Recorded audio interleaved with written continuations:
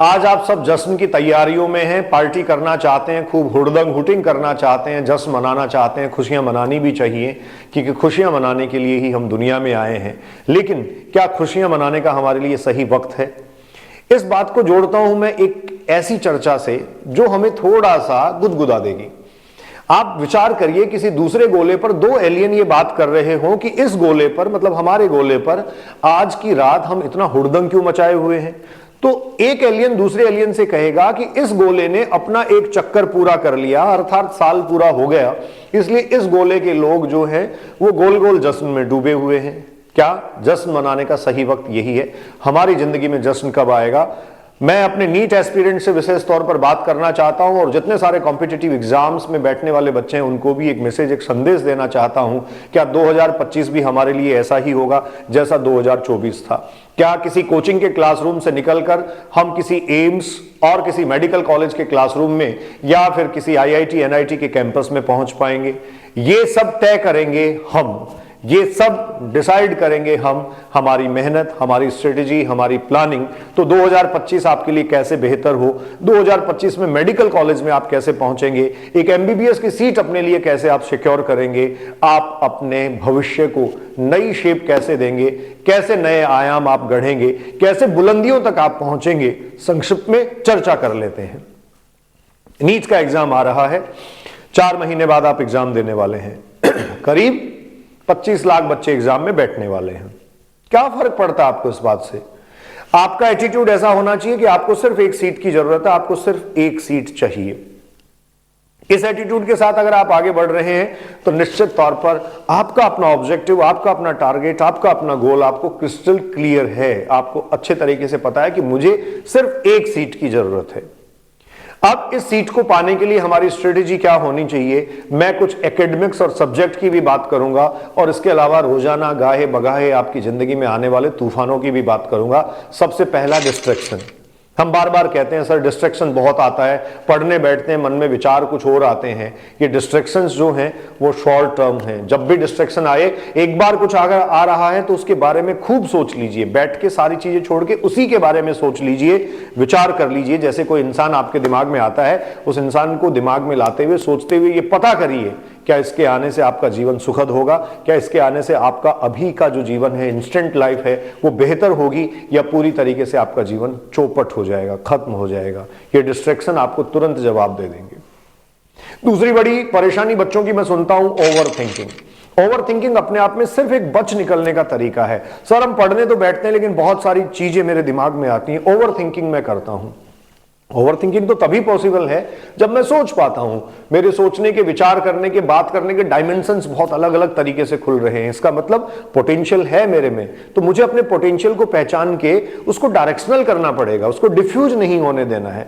Over thinking खुद को बचाने का, एक्सक्यूज करने का, बचने का सिर्फ तरीका है। थिंकिंग करिए, ओवर थिंकिंग नहीं। डिस्ट्रैक्शन, ओवर थिंकिंग और तीसरी बड़ी दिक्कत, सर करना तो बहुत चाहते हैं लेकिन थोड़े दिन तो एक्टिव होते हैं और फिर उसके बाद में लेजी हो जाते हैं। अपने आसपास जो नेगेटिव लोग हैं, अपने आसपास जो नकारात्मक लोग हैं, उन नकारात्मक लोगों को तुरंत अपने जीवन से हटा दीजिए। कैसे आपको नकारात्मक लोगों की पहचान होगी? आप जब भी बैठेंगे, बात करेंगे, नहीं होने की बात करेंगे कि ये ना हो पाएगा, तब तुरंत वो आपके सुर में सुर मिलाएंगे। पहचान लीजिए कि वो ही नकारात्मक लोग हैं। अब एकेडमिक स्ट्रेटेजी पे बात करते हैं। देखिए, आप नीट एस्पिरेंट हैं तो सबसे पहली और सबसे मजबूत बात मैं आपको बता दूं, जनवरी 31 आते आते अपना टाइम, जनवरी पूरा होते होते आपको अपने सिलेबस को जैसे तैसे करके अच्छे तरीके से एक बार समेट लेना है। अगर थोड़ा टाइम इसमें और लग रहा है तो 15 फेब तक का टाइम ले लीजिए, लेकिन इस सिलेबस को हर हाल में समेट लीजिए। उसके बाद आपको क्या करना है? PYQ सबसे बड़ा ब्रह्मास्त्र है, मैं आज भी कह रहा हूं। अगर आप फिजिक्स और फिजिकल केमिस्ट्री की भी बात करते हैं तो आपने 10 साल के अगर PYQ previous year exam questions निकाले हैं, मैक्सिमम कॉन्सेप्ट्स वहीं से आते हैं, मैक्सिमम सवाल वहीं से आते हैं। आप मान के चलिए वो रिपीट होते हैं, एक बार, 2 बार, 3 बार नहीं। क्लासरूम में जो करवाए गए हैं वो नहीं, खुद से 2 बार, 3 बार, 4 बार प्रैक्टिस करिए, उसको बार बार सोल्व करिए। अगर 4 से 5 बार आप PYQ भी पढ़ के चले जाते हैं ना 10 साल के, आपको रोक नहीं पाएगा कोई। एनसीईआरटी बायोलॉजी और PYQ बायोलॉजी के तो आपको पता है अपने आप में इतना बड़ा कलेक्शन है, उसके अलावा एग्जाम में कुछ आने वाला ही नहीं है। तो एकेडमिक्स के पॉइंट ऑफ व्यू से दो चीजें बहुत महत्वपूर्ण हुई। पहले तो अपने सिलेबस को जैसे तैसे करके समेट लीजिए 31 जनवरी 15 फरवरी तक।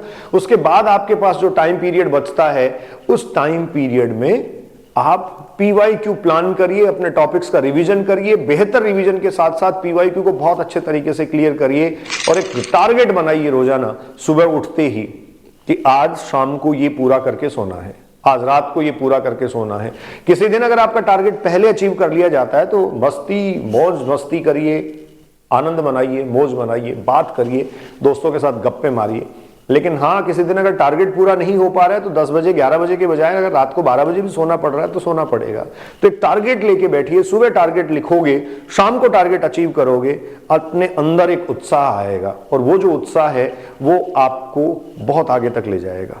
याद रखिए, ये 4 महीने करीब करीब 120 दिन, 120 से 125 दिन का समय सीधा सीधा आपके पास है। ये जीवन आपका बदल सकता है। 4 महीने काफी होते हैं। 100 दिन से ज्यादा का समय किसी भी इंसान की जिंदगी को बदलने के लिए काफी होता है, इररेस्पेक्टिव टू योर स्कोर। कितना नंबर आ रहा है, कितना नहीं आ रहा है, मैटर नहीं करता है। बहुत अच्छों को भी इस दौर में मैंने बाहर होते देखा है और बहुत एवरेज स्टूडेंट्स को भी इस दौर में मैंने अंदर होते देखा है। ये 4 महीने डिसाइड करेंगे आपकी अपनी मेहनत जो है वो आपको कहां से कहां ले जा सकती है। आपके ये जो 4 महीने हैं, आपके ये जो एफर्ट्स हैं, ये एफर्ट्स आपको अंदर करेंगे। मेडिकल कॉलेज की सीट आपको दिलवाएंगे, एक MBBS सीट आपकी अपनी सुरक्षित होगी। तो पूरे जोश खरोश के साथ लग जाइए और झंडा बुलंद करिए। 2025 उस तरीके से जी जाए जैसे एटीट्यूड विनर वाला हो, जैसे लोग आपको सलाम करें, जैसे लोग आपको पूछें कि स्ट्रेटेजी क्या है आगे बढ़ने की, लोग आपको पूछें कि कैसे जीवन में सफलता पाई जाती है। नववर्ष की बहुत सारी शुभकामनाएं, खूब सारा प्यार और आशीर्वाद। जीवन में सकारात्मकता का संदेश लेते हुए लगातार आगे बढ़ते जाइए। आने वाला वक्त आपका होगा, सिर्फ और सिर्फ आपका। Enjoy your life, be safe, thank you.